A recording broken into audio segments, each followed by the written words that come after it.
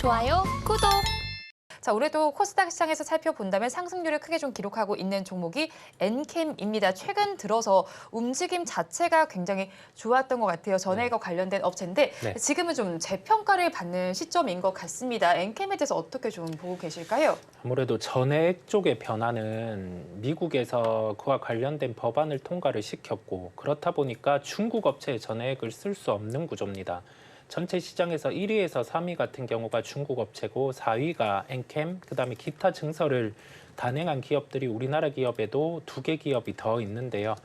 그런 부분을 놓고 봤을 때 엔캠 같은 경우는 2025년 기준까지 현 기준으로 봤을 때도 한 30% 이상의 증설을 더 단행한다라고 했습니다. 그 부분이 겹쳐져서 시장 안에서는 이익 대비해서 시가총액, 즉 밸류 매력 같은 경우도 부담스럽지 않은 구간이기에 주가가 반응을 하는 모습이고요. 지금 또 2025년의 총증설량을 생각을 해보면 주가의 밸류는 부담스러운 수준까지는 아닙니다. 2025년 기준으로 봤을 때는. 그러면 우리가 여기에서 나머지 업체의 증설 가능도를 비교를 해서 2, 3등주 같은 경우도 함께 주가가 움직일 수 있거든요. 그렇다 보니까 엔캠은 여기에서 수급이 몰리는 이유는 작년 12월 1일에 법안의 변경을 통해서 시장에서 좀 주목을 하기 시작을 했었고 여기에 따라서 좀 재평가를 받는 구간임을 말씀을 드립니다. 네, 지금은 재평가를 받는 구간이다라고 정리를 해주셨습니다. 자, 그렇다면 일단은 엔캠에 대해서는 신규 19만 주가 추가 상장한다는 소식이 좀 전해지고 있습니다. 지금 전환 물량인 걸로 알고 있는데 이 부분은 어떻게 소화하게 될까요? 이 부분에 대해서 전환의 일자가 확정이 되면 그때는 주가는 조정이 나올 수 있습니다. 왜냐하면 19만 주란 물량을 감안을 했을 때는 충분히 조정이 나올 수 있는 수치고요. 다만 그 물량이 바로 전환이 돼서 시장에 매도가 출회되기보다는 블록딜 형태로 이제 다른 주체한테 할인을 통해서 넘어가고 그러면서 시장에 물량이 출회될 가능성이 있습니다. 블록딜이 이루어지게 되면 그 부분이 이제 공시가 나올 예정이기 때문에 어느 정도 할인을 대입해서 블록딜이 이루어지는지를 보는 게 하나의 요인이라고 할 수가 있겠고요. 그 물량이 시장에 한 번에 전부 다 출회되지는 않을 거예요. 좀 나눠서 이렇게 전환이 될 것으로 보이기 때문에 지금에서는 어느 정도 할인율로 블록딜이 도는지 여부를 체크하시면 되겠습니다. 네, 지금은 어느 정도 블록들이 돌지를 한번 체크해 보자라고 엔캠에 대해서 정리를 해주셨습니다. 또 시장에서는 주도주로 거론이 되는 종목군 중에 제약 바이오주가 있었습니다. 사실 요즘의 제약 바이오주는 종목별로 차별화된 장세가 펼쳐지고 있는데요. 그 안에서 오늘 이슈가 나와 있는 종목을 살펴본다면 신라젠을 살펴봐야겠습니다. 세계 최초로 항암 백신 가능성을 제시하면서 이 발표 속에서 강세 흐름이 나타납니다. 지금 5%대 강세 흐름이 펼쳐지고 있는데 이 종목에 대한 시각은 어떻게 가져갈까요? 일단 결론부터 말씀드리면 저는 이제 매수 관점으로 봐야 된다 이렇게 좀 생각을 하고 있고요. 신라젠이라는 종목 자체가 굉장히 뜨거운 감자였습니다. 네.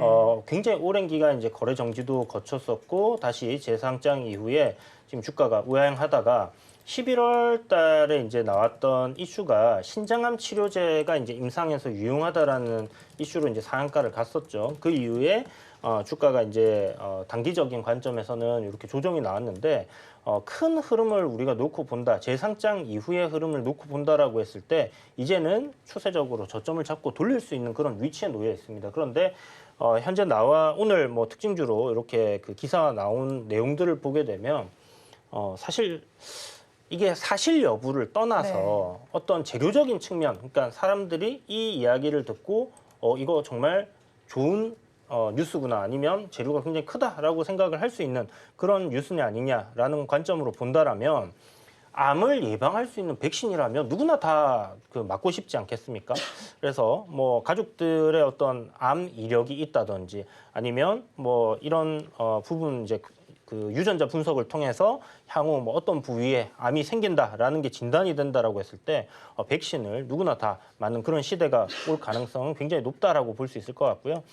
지금은 어떤 가능성을 내비친 그런 기사긴 하지만 충분히 기술적인 위치에서 봤을 때는 뭐 요 모멘텀으로 인해서 한동안 주가 좀 상승으로 전환하는 그런 그림이 만들어질 수도 있겠구나라고 짐작이 되는 부분이기 때문에 손절가를 조금 뭐 타이트하게 잡고 접근을 한다라면 저는 뭐 신라젠도 충분히 매수 관점으로 볼 수 있을 것 같다라는 생각이 듭니다. 네, 손절가를 타이트하게 잡고 간다면 지금 매수 관점도 괜찮겠다고 정리를 해주셨습니다. 또 최근에 제약 바이오주 하면 가장 뜨거운 감자인 게 헬릭스미스겠죠. 네. 일단은 뭐 중국에서 소식이 들려오면서 임상 3상에 대해서 좋은 소식이 들려왔습니다. 상한가 흐름이 이어졌고 오늘까지도 상승력을 더해 가고는 있습니다. 네. 지금 접근을 해봐도 괜찮은 걸까요? 지금 접근은 좀 네. 불안한 측면이 있어요. 이게 저가가 한 3,250원 정도에서 오늘 고가가 7,440원 정도, 한 2배 정도 이상 올라왔다가 오늘은 대량 거래를 발생을 하면서 이렇게 주가가 고점 대비해서 고점은 한 29.84%였죠. 상한가를 도달을 했다가 거의 상승폭을 반납을 하고 있는 상황이에요. 보통 이런 경우에는 한 하루 이틀 정도 주가가 바로 이 거래를 커버를 하는 흐름이 나오면서 상승이 못 나오면 조정이 나올 수 있음을 염두에 둬야 되고요. 그렇다 보니까 오늘 같은 경우는 좀 매수가 아니라는 말씀을 함께 드립니다. 네. 네, 지금은 매수가 어렵겠다라고 정리를 해주셨고요. 또 제약 바이오주 중에서 유바이오로직스에 대해서는 증권가에서 긍정적인 이야기가 나와 있습니다. 콜레라 백신 매출이 증가하면서 지난해 흑자로 전환이 됐습니다. 올해도 긍정적이라는 내용이 나오는데 그럼 이 이슈, 이 리포트 영향을 받아서 앞으로 주가도 긍정적으로 움직일 수 있을까요? 일단 지금 시장에서 어떤 그 제약 바이오 섹터를 전반적으로 보자면 네.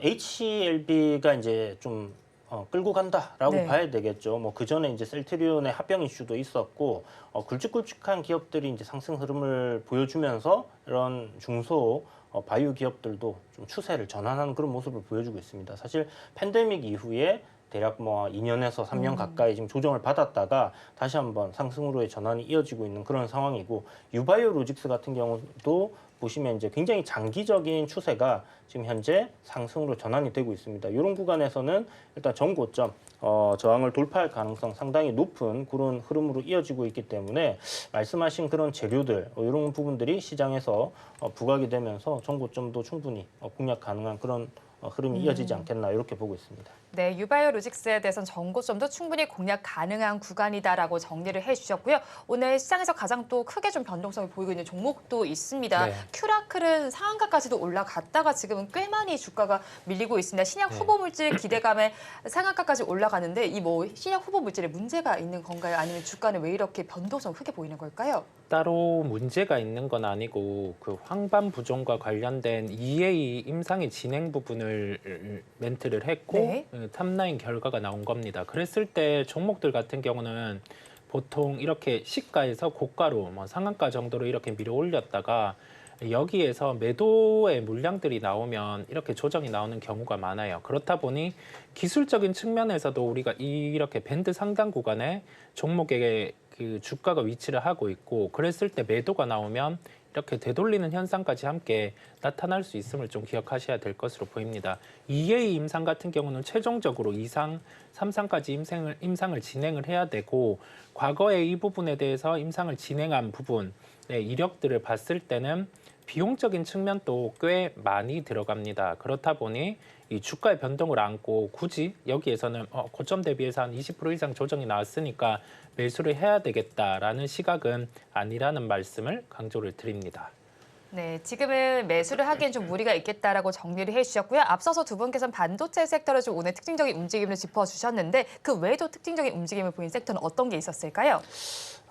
좀 조정을 받고 있는 자동차 섹터를 얘기를 드려야 될 것 같습니다. 아무래도 최근에 이제 강하게 반등을 줬던 자동차 섹터 내에서의 어떤 차익 실현 매물 강하게 나오고 있는 그런 모습이 아닐까라는 생각이 들고요.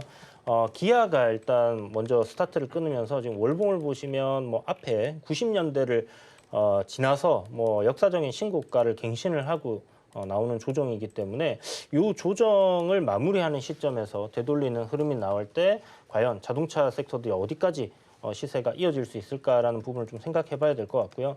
지금 어제 오늘 해서 이제 조정 나오는 구간에서의 매도 주체는 외국인과 기관의 물량입니다. 그래서 개인들이 요 구간에서 이제 매수를 이어갈 때 추세적인 관점에서 단기 추세 상승으로 계속 이어가느냐 아니면 굉장히 무거운 종목이기 때문에 뭐 21선까지 어떤 눌림을 거쳤다가 움직이느냐 이런 부분들이 하나의 관건일 것 같고요. 아까도 말씀드렸다시피 이제 실적 시즌이 끝났습니다. 그래서 뭐 거의 끝났다 봐야 되겠죠. 아직 남아 있는 부분들은 있지만 그래서 그런 부분에 대한 기대감들은 이미 일단 주가에 반영이 되었다라고 봐야 될 것 같고요. 향후 이제 2분기 그리고 올해 실적에 대한 그런 전망치에 따라서 네. 주가들이 움직일 가능성 높다 이렇게 생각을 하고 자동차 부품 섹터 따는 시세가 뭐 그렇게까지 크게 아직 나오지 않았거든요. 네. 그리고 15일까지 실적이 계속 남아있기 때문에 괜찮은 실적을 보일 수 있는 기업들 같은 경우는 이번 조정을 뭐 매수의 기회로 한번 눈여겨보는 것도 나쁘지 않을 것 같다라는 생각이 듭니다. 네, 하락하는 섹터 쪽으로 이제 자동차 쪽을 한번 짚어주셨는데 또 하락하는 섹터를 살펴본다면